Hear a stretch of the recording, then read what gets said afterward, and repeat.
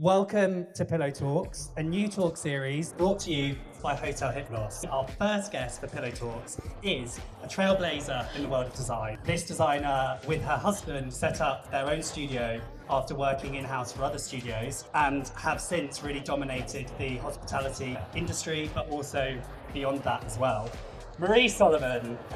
Thank you for having me. Have you ever had an interview concept quite like this?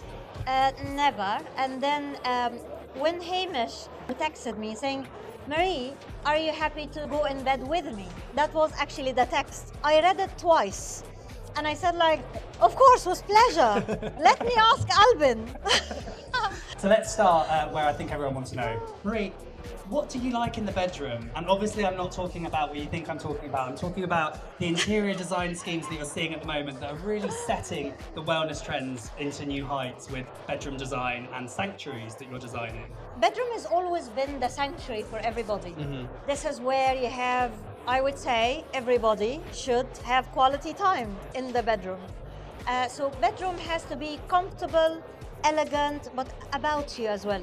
I would say, it doesn't have to be too much. It doesn't have to be as incredibly detailed, for example, as your living room.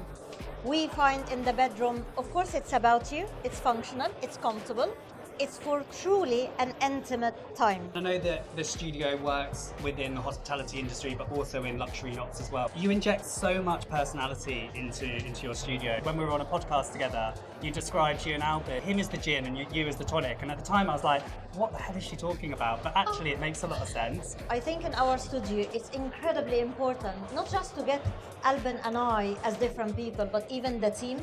I think with that differences, it makes it spicy, like a relationship. So you get someone like Albin who is that gin, and then you have me as the fizz. Such a joy. Please.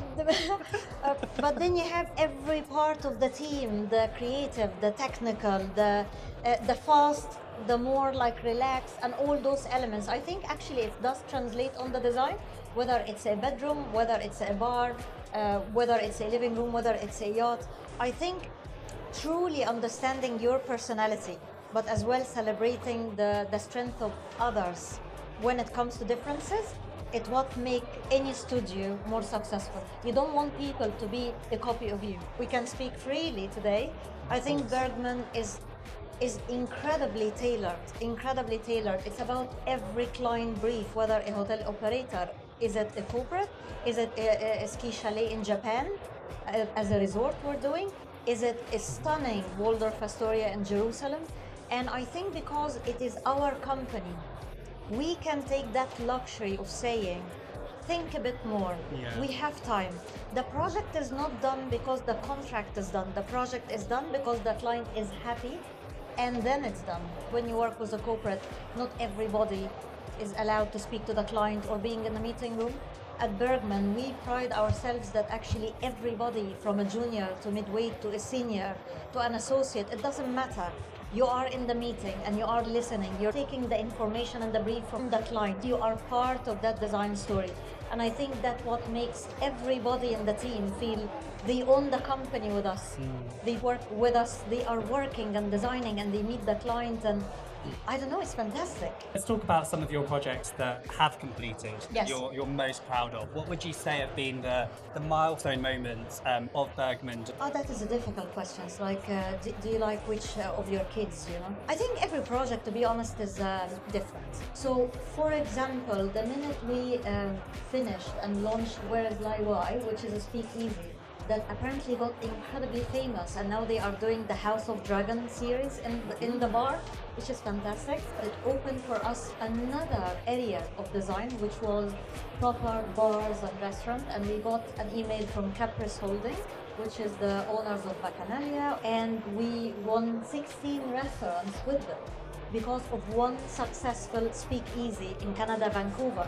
So what I always say, it's not how big the project is, it's how amazing and the potential of that project that could actually open more venues for you. And when you go actually in that bar, all the Chinese whispers and the stories that they do, and we use the color malachite and black and gold. We didn't use the American one, which is black and white and pearls. for example. And when you see it and how it looks, it's really full of charm. And so nice that the two cultures are having a bit of a clash between each other. Very much so. And then it opened tons of doors. And now we're doing private jets, for example. So, yeah. Tell us more about that. Obviously, you have to consider safety and its travel. How are you breaking the boundaries there in terms of this stereotypical what we think of a jet? You know, they look quite uncomfortable, those leather chairs, actually. 100%. And all the private jets looks exactly the same, Yeah. regardless of the brand itself. When you go on, you feel like, why are we, with the whole money and budget of the world, why all the jets and yachts looks the same? And I think how we took hospitality and we made it different, and you see, for example, the other house, exactly with yachts and jets. Why does it have to be a white leather? Why? There is no point. Why is it all bland and vanilla? And once you understand how this traveler actually traveled, you make that jet almost the start of the journey. It's not a vessel taking you to the Bahamas. It's actually the start of your holiday. If I had £1 for every time a supplier got in contact with me asking how they can get hold of you to pitch something to you, I'd be a millionaire. What do suppliers need to do to get a meeting with you, and what are you looking for in suppliers? I think it's two things with supplier that could totally make it or break it, at least with Bergman or myself. First of all, you cannot approach a designer and then you go missing. You cannot be that salesperson. You cannot be the same one saying, hi, this is what we do, and then you tick the box and suddenly we don't hear from you. It's also a relationship as well. 100%. Yeah. As long as you bring chocolate to the team, they are happy.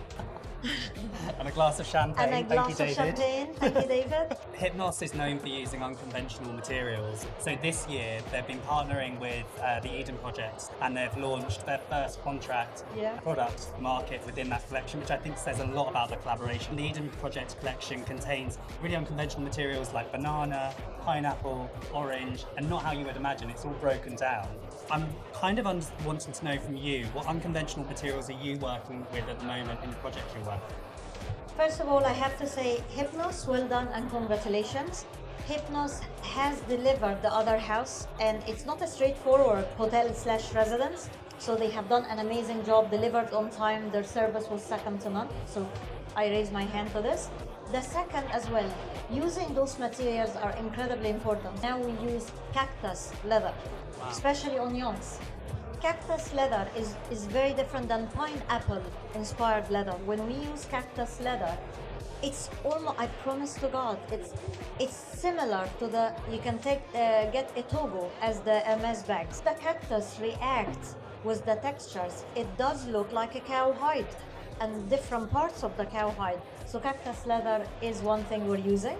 We are using as well metal foam, which is fantastic because metal is super heavy, right? But when you get the foam out of the metal, it created amazing sculptures and almost like sci-fi. And we're doing this amazing resort and hotel in Nayomi, and it's all about like sci-fi and dreams and weird things, and I love it. I know you've mentioned the other house, but I just want to mention it again because that was such a fun project for me to work on. I was lucky enough to get the concept to completion story. What can we come to expect for the other house, Covent Garden, different to the one in South Kensington? What I love about the other house, that it's very strong brand. It created so much respect in such a short time. It will still look different. Why? South Kensington is Chelsea, you have the flower market, you have the De Gournay, you have the design district.